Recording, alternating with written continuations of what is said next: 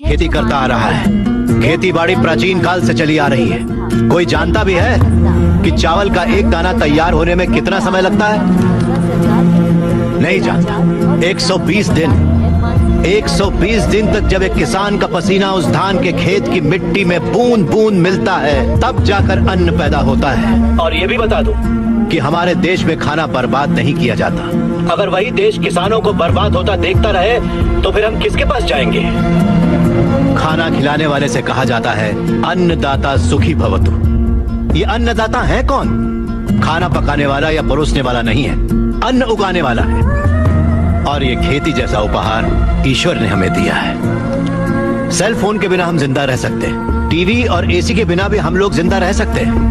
जो टीवी और एसी बनाते हैं वो करोड़ोंपति हैं, लेकिन अन्न उगाने वाला वो गरीब किसान इतनी कड़ी मेहनत और धूप में पसीना बहाने के बाद दिन ब दिन गरीब होता जा रहा है। फैक्ट्रीज लगाना गलत नहीं है, बिल्कुल सही है, लेकिन खेतों को बर्बाद करके फैक्ट्रीज लगाना गलत है।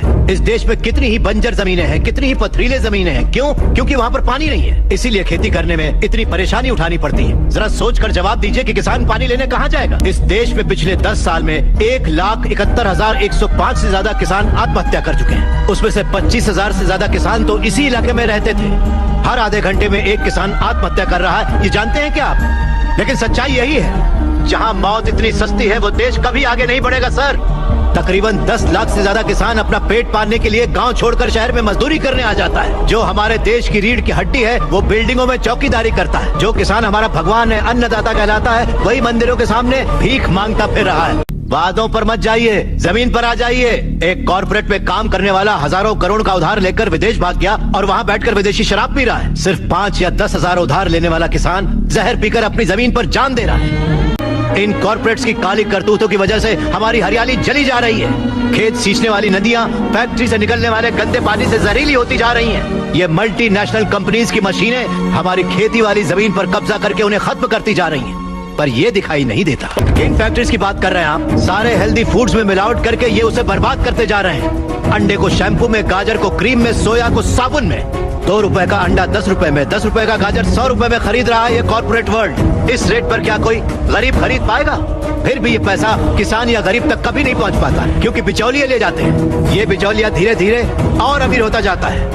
अन्न पैदा करने वाला किसान गरीब से गरीब होता जाता है। पौष्टिक खाना न मिल पाने की वजह से गरीब बच्चे, गरीब बूढ़े बीमारी से मर रहे हैं सर। नौकरी कैसी भी हो हमारी बेहतरी के लिए होनी चाहिए, लेकिन हम उन फैक्ट्रियों के गुलाम बनकर अपनी जिंदगियां खराब कर रहे हैं। याद रखिए, खेती भी एक उद्योग है और किसान उद्योगी है, उसे अगर हमारे गांव की समस्याओं को आप लोगों ने नजरअंदाज किया तो एक न एक दिन हर गांव हमारे गांव जैसा ही बन जाएगा। समझ जाइए आप लोग। अगर ये मीडिया कोशिश करे तो ये दुनिया हिला के रखते हैं। वो ताकत है आप में। लोगों के दर्द को आपको बताने के लिए आपको परेशान किया, उसके लिए माफी चाहिए। अगर आपको लगे कि ये सही है तो हमें न्याय दिलाने के लिए हम सबकी मदद कीजिए।